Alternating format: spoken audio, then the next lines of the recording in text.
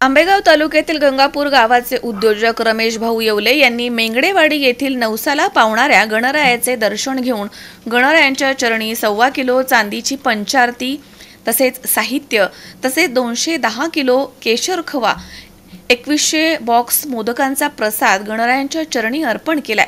यावेळी देवस्थानच्या वतीने त्यांचा सत्कार करण्यात आला। समाजामध्ये रमेश भाऊ येवले यांच्यासारखे दानशूर लोक पाहायला मिळतात। तसेच या संकल्पनेमधून 2100 किलो केशर मोदकांचे प्रसादाचं वाटप आंबेगाव तालुक्यामधील गणेशोत्सव काळामध्ये गणेश मंडळांना करण्यात आले अशी माहिती प्रतिष्ठानच्या वतीने देण्यात आली।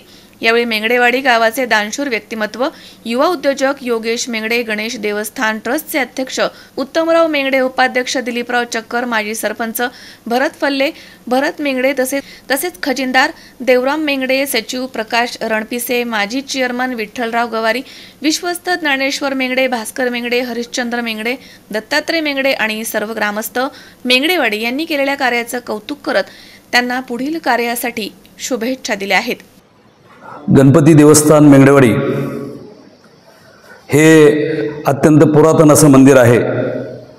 या ठिकाणचा गणपती बाप्पा हा नवसाला पावणारा गणपती म्हणून त्याची ख्याती आहे आणि जागृत देवस्थान म्हणून या परिसरामध्ये या गणपती बाप्पाची ख्याती आहे। या गणपती बाप्पाला संकष्टी चतुर्थीला अनेक भाविकांची वर्दळ दिवसभर राहते आणि दिवसभर येणाऱ्या भाविकांसाठी या ठिकाणी खिचडी प्रसादाचं वाटप केलं जातं। त्याचप्रमाणे गणेश जयंती असेल, गणेश चतुर्थी असेल, ऋषीपंचमी असेल, या कार्यक्रमांना या भागातील अत्यंत मोठ्या प्रमाणामध्ये भाविक या ठिकाणी येत असतात आणि त्याचाच भाग म्हणून उद्योजक रमेश येवले, मोरया डेव्हलपरचे सर्वेसर्वा यांनी आता झालेल्या या कार्यक्रमामध्ये चांदीची ताट गणपती बाप्पाचं पूजेचं, त्याचप्रमाणे चांदीचा गडबा, चांदीचा पेला, पंचामृत आणि चांदीची आरती हे गणपती बाप्पाच्या चरणी अर्पण केलेलं आहे 1.25 किलो वजनाचं। असंच अनेक भाविकांनी या ठिकाणी कोणी चांदीचे मुकुट दिले, कोणी सोन्याचे मुकुट दिले। या गावचे उद्योजक योगेश शेठ मेंगडे यांनी सुद्धा गेल्या वर्षी गणपती बाप्पाला 13.5 तोळ्याचा सोन्याचा मुकुट दिला।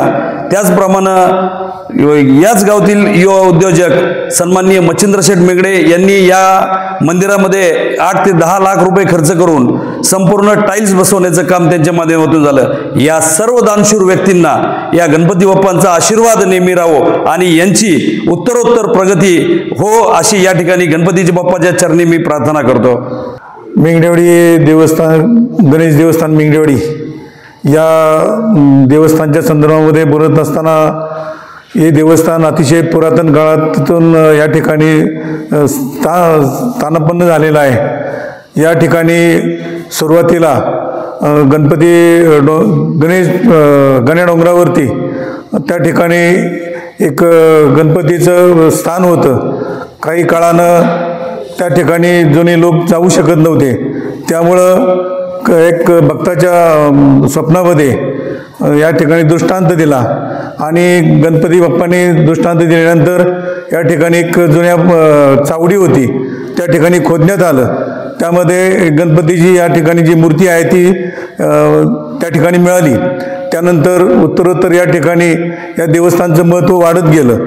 मग त्यातूनच यावर्षी अंगारकी चतुर्थीला या ठिकाणी महिलांच्या योगदानातून सुवर्ण कलश या ठिकाणी स्थापन करण्यात आला आणि अतिशय सर्व या गावातील महिला असतील, या गावातून गेलेल्या बाहेर गावात गेलेल्या मुली असतील, त्यांनी या ठिकाणी अतिशय उत्स्फूर्तपणे प्रतिसाद देत सोन्याचा कळस या ठिकाणी आम्ही गणपती मंदिरामध्ये सोन्याचा कळस अर्पण केला।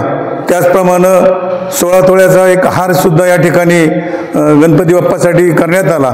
हे असं देवस्थान असं आहे की नवसाला पावणारा म्हणून हा गणपती या पंचक्रोशीमध्ये प्रसिद्ध आहे।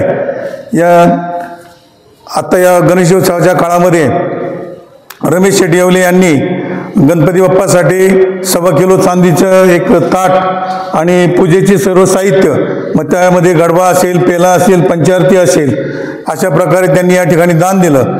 त्याचप्रमाणे 2100 मोदकाचे बॉक्स त्यांनी या ठिकाणी देवस्थानला दिले. त्यांनी या ठिकाणी देत असताना खरोखर त्यांची या देवस्थानावरती खूप श्रद्धा आहे.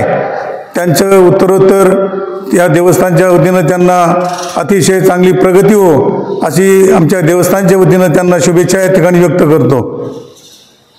स्वप्नील जाधव, C24 तास, आंबेगाव.